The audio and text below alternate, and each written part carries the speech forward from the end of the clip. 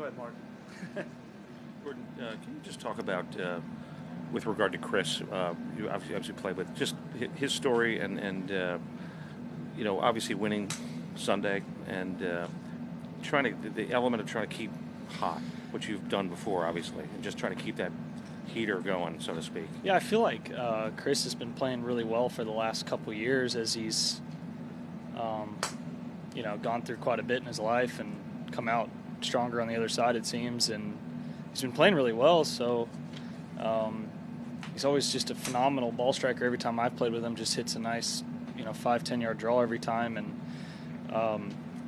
you want to know which way the ball's going at places like last week and this week and next week, and they're good fits for his game. When you're in form, really, and he's somebody who isn't going to overthink it and has seen a lot, so I'm not surprised at all. I mean, 5 under is a great round out here, and maybe the only thing you could think is last week that kind of golf course takes a lot out of people, but seems to be that he didn't have inflammation like he may have had in the past, and so he probably was able to rebound quickly and get off to a good start. When you get onto when you're playing really well, can you describe what that is like? Do you feel like you're never going to hit another bad shot? So No, even though you know it's coming. But I think it's more that your vision just tightens so much. You just get in a nice rhythm, and you don't really see the bad. You only see the good.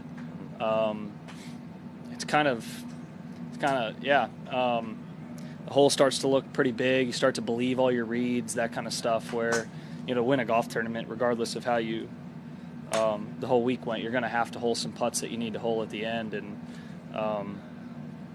I think that the hole starts to look bigger. It looked really smooth today. I mean, it was a pretty unassuming 5 under that he shot. Seven birdies after bogey at the first and then bogey the last, so pretty solid.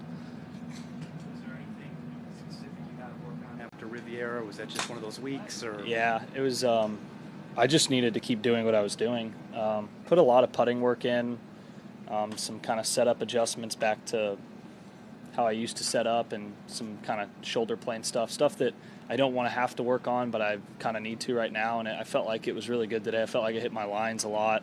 I didn't make a ton. I made the ones I needed to. I would have liked to made a couple around the turn, but I hit my lines beautifully, left a couple short in the heart, that kind of thing. So just need to keep progressing with everything. I played well at Phoenix, and Riviera was really disappointing because I felt like I was playing better than Phoenix, and I just had one or two swings and just a weird scenario. Just kind of the wrong end of some breaks, and out there, you don't get a whole lot of leeway, just like a place like this. So it's nice to get off to a good start, just to reassure kind of where I feel the state of my game's at.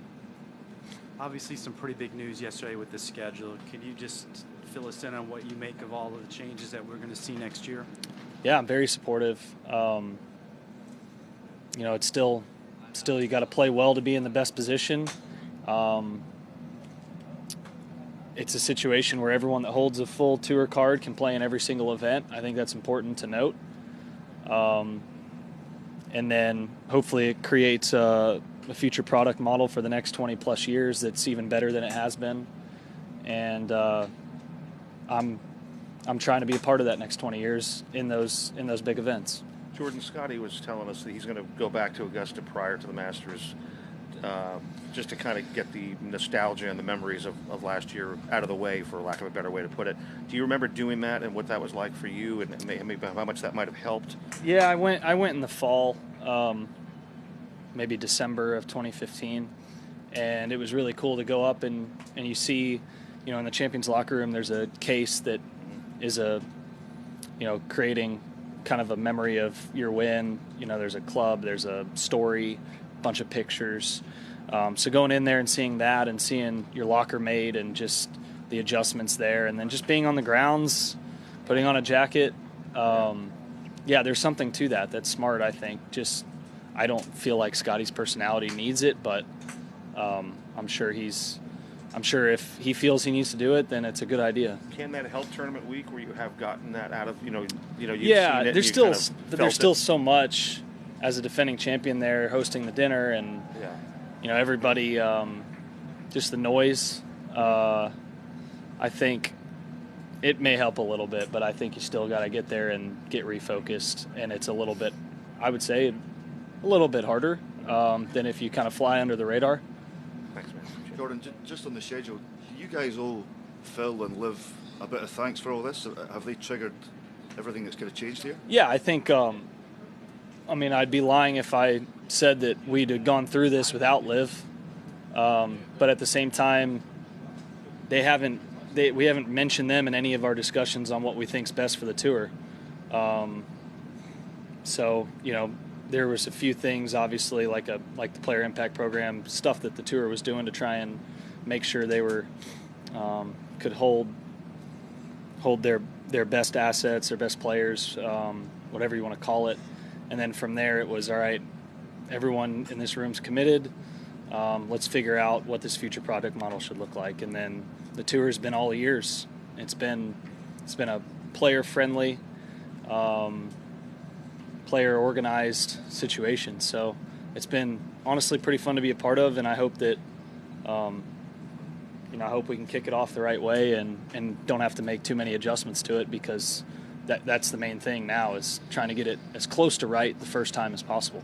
Max made the point yesterday that it might be tougher to have 60, 70 years of history and trying to retool or reshape something compared with like Liv starting out from scratch and being able to not have any history behind it. When you guys got into your meetings, was that at all a struggle to ignore, or well, I think what's been going on since like '83?